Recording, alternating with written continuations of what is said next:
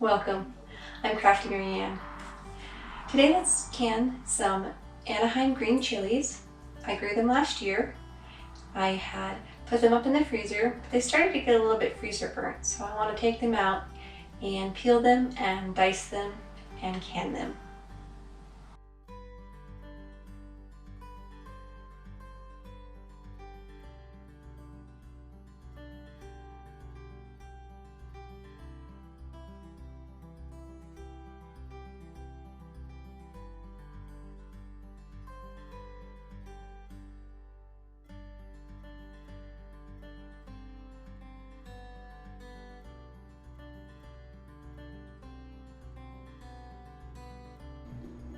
So the next step after having fire roasted the green chilies is we're going to bag them up for use in the freezer.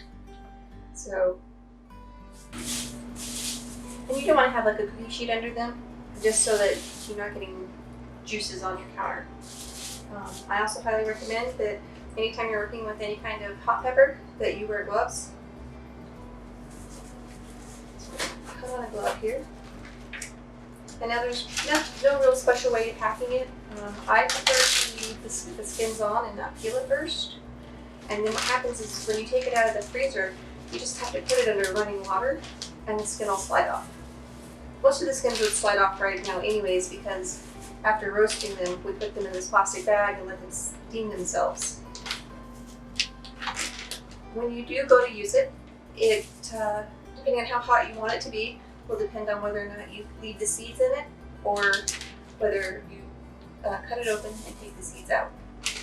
So we're just layering this up in here. I always try and get the stems up at the top. That way if I just need one or two chilies, I can just kind of reach in the bag and pick them straight out. So we did a little bit of the roasting on the Pit Boss. That's our main smoker grill. But we also had this little bitty grill, and it has more area with flames than the Pit Boss does. So we ended up switching over after the last video to using our old small little grill. And it worked well. If you've only got one or two, I've done it before where I just needed one or two and picked up the Anaheim chilies and I fire roasted them over my stove before. Here I have 3 of the gallon baggies already peeled. They're ready to be chopped and to have their seeds removed, and then they'll be able to go into the jar, and from there we can move them into the pressure canner.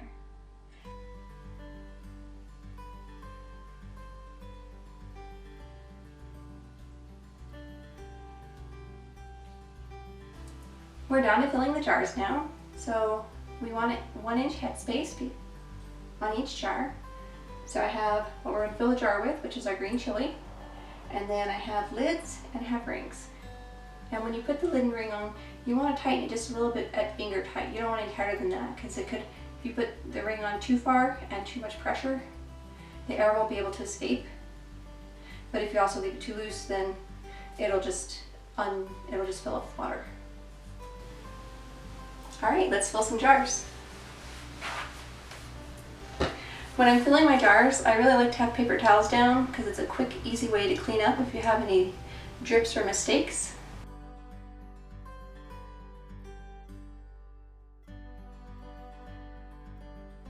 So an important note, when you go to put your jars in your pressure canner, you need to have cold jar and cold water, or hot jar and hot water. Otherwise you risk breaking your jars, which none of us want to do. So it's pretty easy. So now that we have our chili up to where it needs to be, we're just going to pour the water into a 1 inch headspace, put the lid on, and put it in the pressure canner. So this is my pressure canner. It has screw downs to make sure that the lid can't come off, and then it tightens it down really well.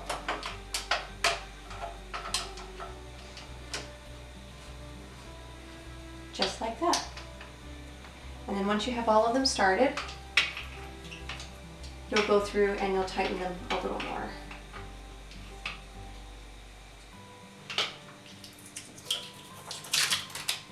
And this is a very important piece. This is the rocker.